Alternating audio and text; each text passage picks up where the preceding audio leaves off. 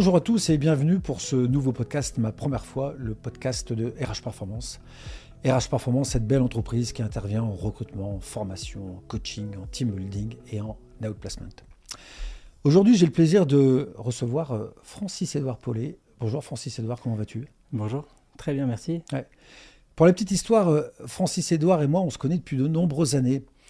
On a partagé quelques années de notre vie étudiante avec des moments de culture, des moments de découverte et des moments de fête, on peut le dire. Et je suis ravi de te recevoir aujourd'hui parce que j'ai une vraie affection pour toi et je trouve que ton parcours entrepreneurial mérite clairement d'être partagé si tu en es d'accord. C'est tout partagé, mon cher Hervé. Eh bien, c'est chouette. On va passer un bon moment. Ce que je te propose pour démarrer ce podcast, c'est que peut-être tu nous parles de peut-être ton contexte familial. Et quand on a préparé ce rendez-vous, j'ai bien aimé, tu as amené une notion un peu de préparation, voire de conditionnement à une vie future. Est-ce que tu veux bien, quelque part, je pourrais dire, planter le décor ou nous parler du contexte à l'époque ? Alors, Francis-Édouard Paulet, le fils de Francis Paulet, qui est fondateur de Promode, petit-fils de Francis Paulet, qui a dirigé La Redoute, aîné des petits-enfants, aîné aussi de ma fratrie plus restreinte. Donc là, ça plante un peu déjà un décor où le sac à dos a pu se charger progressivement. Et effectivement, je pense qu'on peut parler un petit peu de conditionnement, mais à la fois aussi, il y a donc un passé vraiment très riche et donc une sorte d'héritage extrêmement positif qui a été très structurant pour ma vie future. Ouais.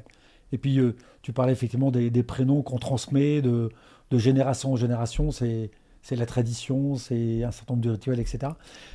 Quand on parlait de conditionnement, quand on a préparé cette interview, tu me disais que très tôt, tu disais, moi plus tard dans ma vie professionnelle, j'irai travailler chez Promode. Ouais. Alors j'ai toujours vu mon père très passionné par cette belle entreprise. Et forcément, je pense qu'en tant que fils, on souhaite aussi être aimé et respecté par son père, qui m'a toujours beaucoup démontré d'affection. Donc j'ai toujours été très intéressé, mais de manière sincère, à l'entreprise. Et donc j'avais comme objectif de non seulement y travailler, mais aussi de reprendre l'entreprise familiale. C'était quelque chose qui était pour moi un peu un chemin tout tracé. Alors, tu fais tes études à Paris, tu fais l'IEG, et puis avant de rejoindre l'entreprise, parce que tu avais très envie, que te dit ton papa ? Donc une fois mon diplôme en poche, mon père me dit « Écoute, t'es bien gentil, mais il va falloir d'abord faire tes preuves ailleurs. Et donc tant que tu n'auras pas eu une première expérience professionnelle réussie, il n'est pas question que tu envisages d'entrer dans l'entreprise familiale. » Et pourquoi c'était important aux yeux de ton papa justement que tu aies une expérience en dehors, réussie, durable, avant de rejoindre l'entreprise familiale ? Je pense que c'est un excellent réflexe qu'il a eu, puisque à l'époque, je n'étais pas forcément le seul prétendant à entrer dans cette entreprise, puisque j'avais aussi des cousins. Et au moins, ça permet de déjà discerner quelle est sa voie, dans quoi est-ce qu'on veut s'investir. Et c'est là où on se rend compte que beaucoup de mes cousins ont pu vraiment s'épanouir dans d'autres voies, sans forcément prétendre à revenir.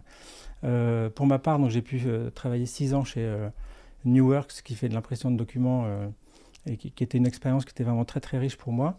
Et puis après, on jouait un petit peu au chat à la souris. Moi, je ne voulais pas lui demander frontalement. Lui, il espérait m'intégrer, mais il n'osait pas me le demander non plus. Et sur un malentendu, on s'est dit, allez, on y va. À un moment donné, vous avez dit, c'est bon, c'est le bon moment. Exactement. Quand tu parles de cette période où tu avais envie, on se tournait un petit peu autour. Pourquoi ? C'était quoi ? C'est que vous n'avez pas osé dire clairement, toi, j'ai envie de rejoindre l'entreprise, et ton papa dire, rejoins-nous, c'est ça ? Disons que de mon côté, j'attendais secrètement qu'ils me disent, compte tenu de ce de par tes compétences, je pense que tu peux apporter quelque chose à Promode. Et lui, je pense qu'il voulait surtout pas me forcer la main et voulait que ça vienne de moi. Et donc, à un moment ou à un autre, vous vous rencontrez, vous parlez et vous dites c'est le bon moment. Exactement. Cette expérience extrêmement riche de Promode, et puis on va y revenir, Moi, je l'ai comprise en 2 temps. Je crois qu'il y a un premier temps, et tu vas pouvoir nous l'expliquer, qui est le temps de la découverte du terrain, c'est rentrer vraiment au sein de l'entreprise, de découvrir ce que c'est des magasins, etc. Et puis une deuxième, on va en parler. Comment se passe cette première étape où je crois que je ne vais pas dire que tu fais tous les postes, mais tu passes vraiment par les postes clés d'une grande enseigne de la distribution. Donc, j'y connaissais absolument rien en retail. Et donc, il fallait choisir un domaine par lequel j'allais pouvoir prendre le morceau, qui est un gros morceau. Et donc, ça a été par le réseau. Et donc, j'ai commencé par être responsable de boutique à Boulogne-Billancourt. Et à l'époque, donc c'était en 2004, j'avais 30 ans pile, avec cette expérience de pilotage de boutique, qui étaient des gros centres de production, de reprographie parisiens. Donc j'ai eu les 6 premiers mois assez compliqués, puisque c'était une ambiance féminine, des réflexes que je n'avais pas forcément, peut-être aussi plus âgé que la moyenne. Mais au bout de 6 mois, j'ai vraiment pu commencer à prendre beaucoup de plaisir en tant que responsable de boutique, ce qui m'a permis d'évoluer 1 an et demi comme responsable de région, puis directeur pays de l'Ibérie, donc Espagne-Portugal, basé à Madrid, pendant 3 ans et demi, où là j'ai pu vraiment m'éclater, donc dominer ce que je fais dans le concret, avec des équipes que je peux animer à ma manière. Et puis aussi, je pense que les chiens ne font pas des chats, vraiment picousé dans cette ambiance d'entreprise qui est très humaine. Enfin, aujourd'hui, Promode, c'est toujours le cas, est une entreprise qui a des valeurs qui sont très fortement incarnées humainement. Est-ce que ça veut dire que cette expérience terrain te permet vraiment de vivre l'entreprise telle qu'elle est, avec les équipes, avec les clients, avec tout son contexte, c'est ça l'idée ? Exactement. Le fait de pouvoir maîtriser, ou en tout cas d'avoir un périmètre à soi sur lequel on peut vraiment s'exprimer. Qu'est-ce que ça t'apprend, cette première expérience terrain, magasin, région, pays ? Alors ça m'apprend vraiment la force de l'humain. On peut dire que la clé, ce sont bien les équipes. Ensuite, ça m'a donc permis de vraiment sensibiliser à tout ce qui était approche client, donc la sensibilité client, le visuel merchandising, les vitrines, le concept magasin. Voilà, c'est un peu le cœur du métier, du métier qui me sert beaucoup aujourd'hui. Comment les équipes accueillent un collaborateur qui est le fils du dirigeant ? Est-ce que tu sens que l'accueil est un peu mesuré ? Est-ce qu'ils arrivent à garder leur naturel ? Comment cet accueil il est ? Alors c'est un accueil qui a toujours été très bienveillant au niveau du siège, et pour la majeure partie des équipes, j'ai vraiment eu beaucoup de chance. Et ça, je le dois aussi, je pense, à la simplicité de mon père qui a toujours été proche des équipes. Mais je peux dire qu'à Boulogne-Billancourt, j'étais accueilli à Boulet Rouge, où pour le coup je piquais entre guillemets la place d'une responsable adjointe qui pensait être promue responsable de boutique. Et c'est là où j'ai vu ce que c'était que un climat conflictuel. Donc je me suis dit c'est pas grave, on va s'en séparer.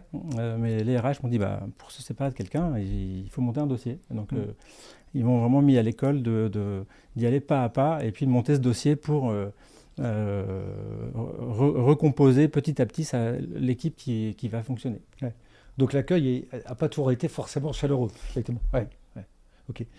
Donc ça, c'est cette première expérience terrain, tu découvres le magasin, le merch, les clients, les équipes, etc. Et puis au bout, je crois, de 5-6 ans, on te fait un peu d'appel du pied pour passer sur une autre dimension, une autre typologie de poste, c'est bien ça ? Exactement. Le DG de l'époque, Patrice Lepoutre, pour ne pas le nommer, m'appelle en me disant « Écoute, je vais devoir passer la main dans quelques années et c'est toi que je choisis pour pouvoir me remplacer comme futur directeur général de Promode. » Comment tu as accueilli justement cette proposition de se projeter, de se conditionner à un poste plus important ? Forcément, pour moi, c'était un peu un aboutissement à l'époque de me dire enfin, je vais pouvoir accéder un peu au Graal, à mon rêve de pouvoir être légitime et diriger l'entreprise familiale. Parce que pour moi, diriger l'entreprise familiale sans être légitime, ça n'a aucun sens. Et donc, il m'a dit, ce qui est important maintenant, c'est de se donner les 3 prochaines années pour te former. Comme aujourd'hui, tu connais bien le réseau, on va maintenant te former sur l'expansion, sur l'offre. et ce qui te permettra d'avoir les armes pour pouvoir atteindre ce poste. Et ça, je pense que c'était quelque chose qui était une erreur. Hein, l'intention de bien faire, elle était vraiment là, mais le fait de mettre en situation une personne dans un poste qu'il aura dans quelques années, forcément, on ne vit pas le moment présent et on se projette déjà sur le poste tel qu'il sera. Et je pense que ça a été très difficile à gérer de mon côté. Ouais. Qu'est-ce que c'est venu toucher, quoi? Est-ce que ça t'a mis en pression? Est-ce que tu t'es senti de plus en plus responsable, peut-être trop responsable? C'était ça, cette période? En fait, le critère de succès, je pense que c'est vraiment d'être ancré dans le moment présent avec un poste que l'on mérite à l'instant T. Et puis, si un an après, ou en tout cas peu de temps après, on décide de passer à un autre poste, à ce moment-là, on est toujours dans ce moment présent. Et le problème de se projeter en disant, bah voilà, tu te formes et après, tu auras ce poste-là, je pense que c'est le meilleur moyen de faire perdre ses moyens, de ne pas être à la bonne place, de ne pas avoir la bonne posture, etc. Pour autant, tu as un parcours extrêmement riche, parce que tu parlais de l'expansion, la centrale d'achat, c'est ça, ces différents postes, et tu es même allé jusqu'à la direction commerciale. Tu peux nous en dire quelques mots de ces différentes responsabilités? À la centrale d'achat, j'avais pas de poste, j'étais en observation pendant un an. Donc autant dire que je participais à toutes les réunions sans pouvoir, en étant en influence, mais sans vraiment pouvoir prendre ma part. Et donc j'ai dit à Patrice Lepoutre, là, il faut absolument que je reprenne un poste opérationnel, je ne peux pas continuer comme ça.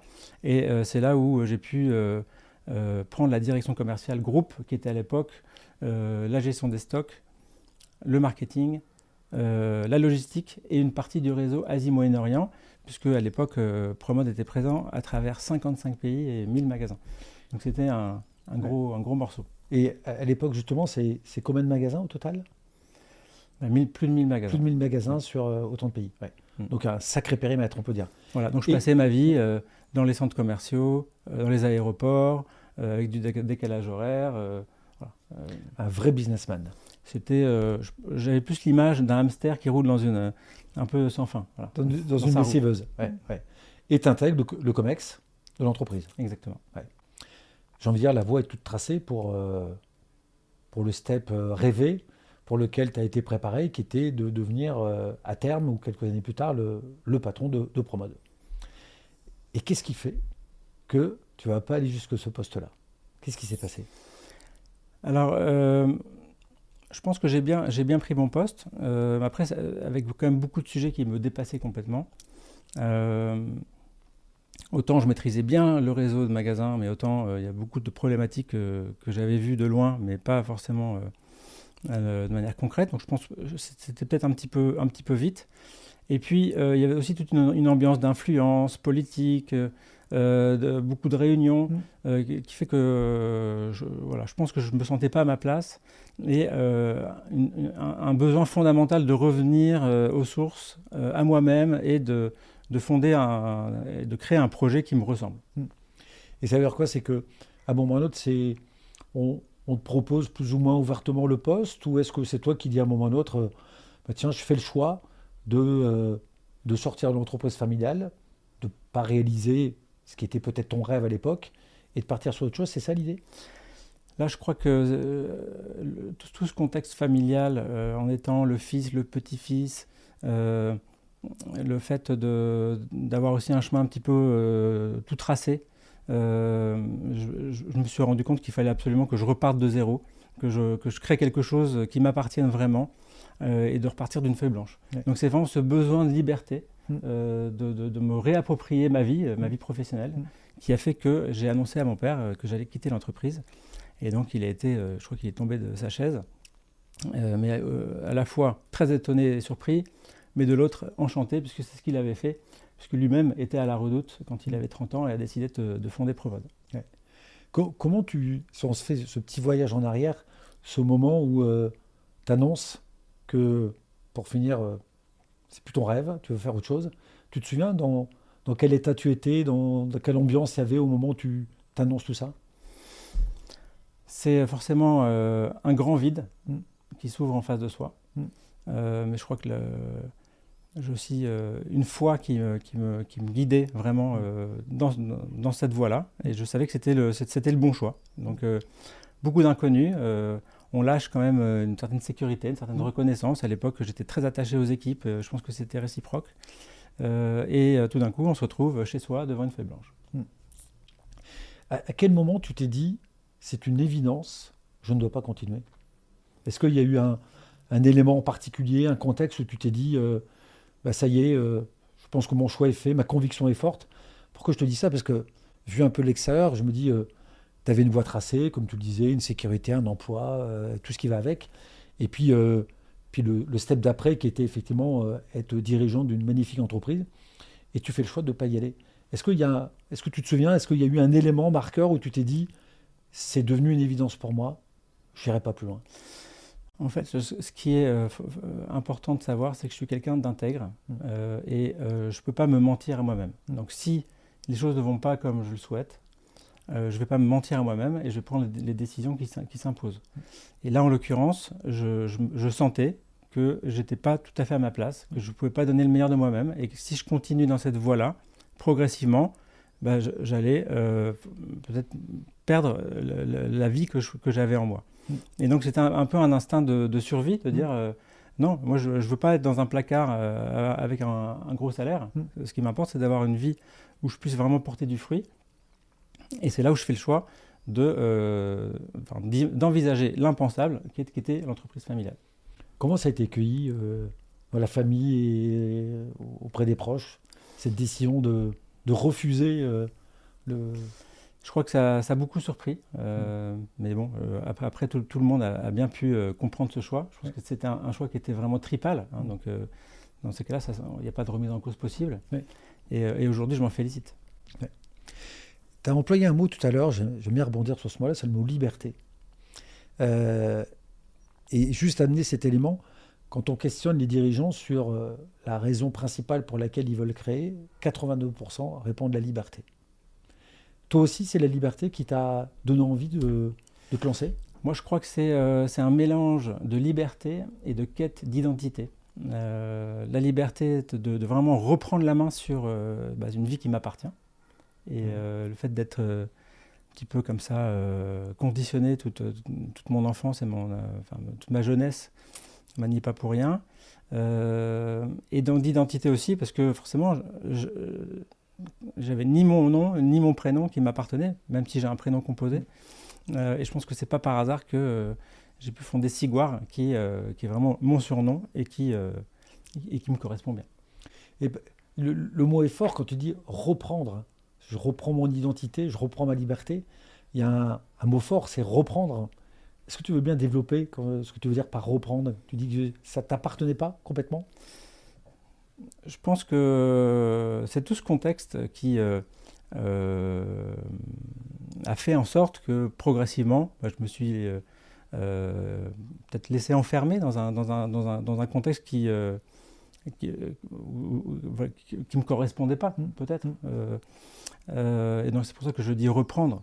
Et encore une fois, je tiens à préciser que tout le monde, toutes les parties prenantes, que ça peut être ma famille, l'entreprise, a cherché à bien faire, a cherché à me faire réussir. Ouais. Et puis l'acte, je trouve, de reprendre sa liberté. Et à côté, je trouve cette image de moment où peut-être le mot est fort, mais j'enlève mes chaînes, j'enlève cette carapace ou cette armure que j'avais pour quelque part devenir ou tenter de redevenir soi-même. Est-ce qu'on est un peu là-dedans? Moi, je pense qu'on peut parler de chrysalide, où c'est important de passer par une étape de chenille pour pouvoir vraiment voler de ses propres ailes. Et toute une phase où tu as beaucoup appris, etc. Donc tu décides de prendre ta liberté. Je trouve qu'il y a ce côté, c'est que tu as mis une voie toute tracée, sans doute des responsabilités, des fonctions, une sécurité financière et autres, et tu fais le choix de te lancer et de créer ta société, comme on dit, from scratch, tout zéro. Tu me parlais tout à l'heure, il y a une formation qui t'a marqué, qui t'a permis de peut-être de gagner confiance et de te donner envie. Je te laisse peut-être en parler. Oui, alors quand on part d'une feuille blanche, même si j'avais une expérience de l'entreprise qui était certaine, j'avais bien conscience que d'être entrepreneur, c'était un tout autre programme Et donc, je me suis inscrit à une formation qui s'appelait, je pense qu'il n'existe plus, qui s'appelle Audace, qui a été fondée par Didier Gesp et Hervé Rabi, qui est devenu ensuite mon associé. Et donc, c'est une formation qui m'a vraiment fait prendre conscience que le métier d'entrepreneur, c'était une posture. On s'oriente dans une direction, on fait des micro-itérations, on se prend les pieds dans le tapis, on tombe, on se relève, et petit à petit, on trouve le chemin. Mais également d'identifier son moteur. Qu'est-ce qui me fait vraiment me lever le matin, qu'est-ce qui est important pour moi, puisque ce ne sont pas, comme beaucoup le pensent, l'idée qui est clé. En fait, des idées, il y en a des millions. Ce qui compte, c'est d'avoir l'idée qui nous correspond. Et puis ensuite, qu'on va, contre vents et marées, pouvoir faire passer de projet à entreprise et entreprise rentable. Forcément, là aujourd'hui, je me rends compte que c'était un peu de la folie de partir d'une feuille blanche, puisque il y a forcément tout à éprouver. Quand je vois aujourd'hui, par exemple, des modèles aujourd'hui qui sont franchisés, où le chemin est déjà bien tracé, c'est déjà difficile d'entreprendre. Mais donc d'entreprendre avec cette feuille blanche, c'est une vraie folie, mais passionnante, épanouissante. Donc tu fais cette formation Audace, ça te permet de prendre du recul, de gagner en confiance, tu fais des belles rencontres, etc. Et puis, d'où vient cette idée, tu vas pouvoir nous développer, d'où vient cette idée de Siguar, que je trouve que c'est une idée, un projet entrepreneurial qui marque une vraie rupture. Mais cette rupture, c'est le fruit de quoi ? Alors, en étant chez Promode, j'ai pu me rendre compte un petit peu d'un marché qui faisait une course à l'efficacité. Et qui dit course à l'efficacité, c'est donc la standardisation à outrance. Donc pour avoir un t-shirt à 4,90 €, avec 70% de marge, c'est clair qu'à un moment donné, il y en a un qui trinque, c'est la planète. Donc au nom de cette efficacité, fatalement, ça passe par des collections uniques, des collections qu'on fait fabriquer à l'autre bout du monde, ensuite les acteurs qui se copient les uns les autres, et donc avec une offre qui devient certes efficace, mais qui perd son âme. Et donc c'est là où j'ai été assez émerveillé par beaucoup de créateurs qui lâchent leur boulot confortable pour se lancer et lancer leur propre entreprise avec des produits bien faits, bien finis, avec un prix acceptable. Et ces créateurs, en fait, n'ont pas vraiment moyen d'arriver sur ce marché. Voilà. Et c'est là où je me suis dit, il y a quelque chose à faire. Et donc, je me suis pris, j'ai pris comme exemple un centre commercial un samedi après-midi où il y a du bruit, ça sent la transpiration, il y a des vêtements par terre, on fait la queue, et de me dire qu'est-ce que je peux faire à l'opposé de ça pour essayer de réimaginer un commerce qui soit plus humain. Et c'est là où on est arrivé à un premier business model qui était mis en place de 2015 à 2017, qui était donc de créer des événements shopping. On est vraiment à l'opposé du centre commercial. Donc, ce qu'on appelait un événement shopping, c'est un lieu inspirant de caractère toujours différent. Donc ça pouvait être un hôtel particulier, une usine désaffectée, un jardin. Et de là, on reconstituait une offre avec un fil directeur d'une thématique, avec des créateurs dans les domaines de la mode, du cosmétique, du culinaire, des bijoux, de la déco, etc. Avec un bar et un resto éphémère. Et c'était donc du vendredi soir au dimanche. Et donc c'est de là où on a pu constituer une communauté de créateurs qui aujourd'hui fait la force de Siguar. Je me souviens de ces événements, ça faisait beaucoup de bruit, ça devait faire venir du monde. Qu'est-ce qui a fait que tu les as pas poursuivis ? Qu'est-ce qui a fait qu'à un moment, tu as fait ce qu'on appelle un pivot, une rupture de ton modèle ? Alors j'étais convaincu et très amoureux de ce modèle. Et pour arriver à la conclusion, au bout de 12 événements shopping entre Lille, Paris et Bruxelles, que le modèle n'était pas suffisamment économiquement viable. Toutes les parties prenantes y trouvaient leur compte. En premier, les visiteurs, les créateurs qui pouvaient vraiment parler de leurs produits et de leur marque avec passion lors de chaque événement. Et c'est là où une entreprise, si elle n'est pas rentable, ça ne peut pas. Tu as été rattrapé par l'économique, quelque part à un moment. Exactement. Donc ton choix, c'est quoi à ce moment-là? Tu abandonnes le côté événement fort avec tous ces créateurs qui se retrouvent dans un endroit super sympa et tu te dis, tiens, est-ce que je reviens un peu à mes amours, à un modèle plus traditionnel? Est-ce qu'on est un peu là-dedans? C'est vraiment c'est là où je me suis dit, j'ai essayé de passer outre l'emplacement. Vous savez que dans le commerce, hein, on dit qu'il y a trois manières les choses les plus importantes, c'est bien l'emplacement, l'emplacement et l'emplacement. Comme dans l'immobilier. Ouais. Et là, de par ces événements shopping qui par définition devaient faire venir du monde sur place, c'était ce qui était le plus difficile à recréer. Et donc je me suis dit, je vais revenir à ce que je sais faire, et donc à des commerces de centre-ville. Voilà, donc d'un premier test rue Esquermoise à Lille, on a pu ouvrir une première boutique donc dans la même rue à Lille. Et c'est là où je me suis dit, on a pu concevoir une communauté de créateurs qui valent vraiment le coup d'être mis en lumière, et le fait de les regrouper sous le même toit, et avec une rotation régulière et donc un renouvellement, c'est là où on tient notre modèle. Ouais. Et c'est ce qui s'est passé. J'ai bien aimé, tout à l'heure quand on en discutait, j'ai senti à toi un discours militant. Tu parlais des centres-villes qui peuvent parfois un peu se vider au bénéfice de ces grands malls, etc. C'est quoi ta position aujourd'hui? Alors la raison d'être ou la mission de Siguar, hein, c'est de mettre en lumière ces créateurs émergents et responsables et de les faire réussir sur le marché. Hein, il faut savoir que aujourd'hui, quand on consomme, on vote. Et donc si on va consommer un produit qui va être fait à l'autre bout du monde ou qui va être certes pas cher, on donne de l'énergie, on donne un moteur à ce type d'économie. Après, ce qu'on s'est toujours dit, c'est de se dire on va attirer avant tout par la qualité du produit. Hein, donc on cherche avant tout des produits inspirants et esthétiques, mais également avec un côté éco-responsable, avec pour objectif de progressivement passer d'un achat plaisir à un achat qui est toujours plaisir mais plus responsable. À la limite que le côté responsable, on la prenne dans un second temps, mais sans forcément s'en rendre compte. Hein, mais donc aujourd'hui, je peux dire que Siguar est un projet qui cherche à démontrer et qui démontre qu'on peut être économiquement viable tout en étant responsable, mais également il y a un côté social fort en remettant vraiment l'humain au cœur.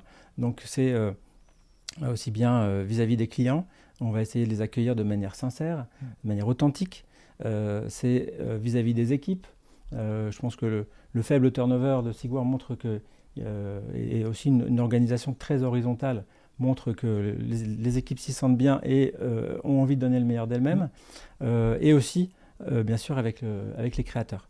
Et enfin, pour terminer, le côté sociétal, je pense que c'est, avec Siguar, on vient vraiment redynamiser les centres-villes, où on peut voir qu'en ce moment, on observe un jeu de chaises musicales avec beaucoup de changements d'enseignes dans ces centres-villes, et en y mettant en lumière ces créateurs. Hein, et donc, on a un côté B2B aussi là très important. Comment ta famille regarde ton projet d'entreprise? Comment regarde ton positionnement? Alors, j'ai déjà mon père qui a toujours été très curieux et s'est toujours intéressé à Siguar. Il m'a toujours appuyé et supporté à tout point de vue. Hein. D'ailleurs, c'est le fait de quitter l'entreprise familiale qui m'a permis aussi de réajuster une relation voilà. Donc aujourd'hui, on a une relation qui est vraiment au beau fixe. Et puis mon frère Julien qui a repris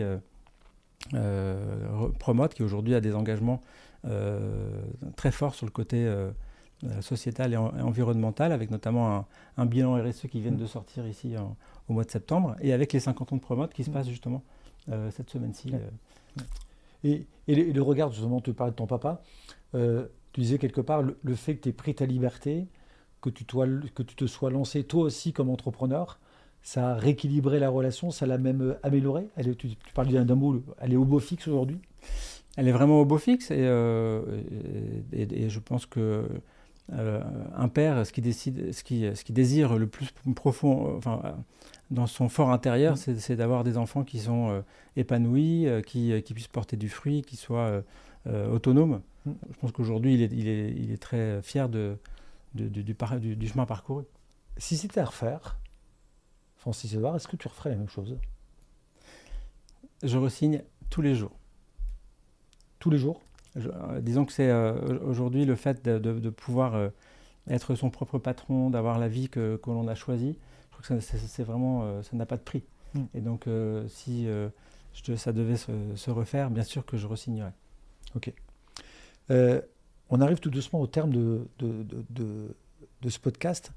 Il y a une question que j'ai envie de te poser parce que je trouve que tu as eu un courage assez incroyable, même si tu n'as pas mis le mot courage, mais qui était à un moment ou à un autre, il y avait un carrefour qui était soit je continue dans la voie, l'entreprise familiale pour laquelle j'ai été préparé, et puis l'autre qui était se lancer dans le grand vide. Et tu t'es lancé dans le grand vide. La question que j'ai envie de te poser, c'est de dire, on voit parfois dans les entreprises familiales le dirigeant qui veut absolument que ses enfants reprennent. Est-ce que c'est d'après toi, avec un peu de recul aujourd'hui, quel regard tu as sur ces dirigeants qui ont envie de transmettre à tout prix à leurs enfants? Quel est ton regard? Comment tu regardes ça avec un peu de recul?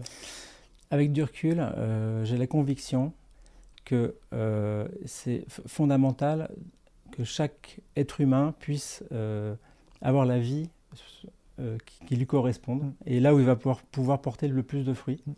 Et une entreprise familiale, par définition, c'est le projet du fondateur, c'est pas le projet de ses enfants. Et personnellement, je pense que à moins d'un engagement vraiment en recréant des conditions de liberté d'un héritier qui va pouvoir peut-être racheter l'entreprise familiale, donc quelque part poser et acter des choix qui vont lui faire passer cette étape. Sinon, je pense que c'est mieux que ça s'arrête au bout de la première génération. En tout cas, en ce qui me concerne, je ne vais certainement pas favoriser à ce que Sigouard soit transmis à la génération d'après. Je voudrais vraiment m'assurer que chacun puisse prendre sa voie et puis après, on verra comment ça évolue. En tout cas, je tiens personnellement à souligner, je trouve tu as vraiment le parfait exemple de la personne qui décide de prendre ou de reprendre sa liberté, voire reprendre son identité et de se lancer dans son propre parcours. Merci Francis Edouard. Merci Hervé. À bientôt.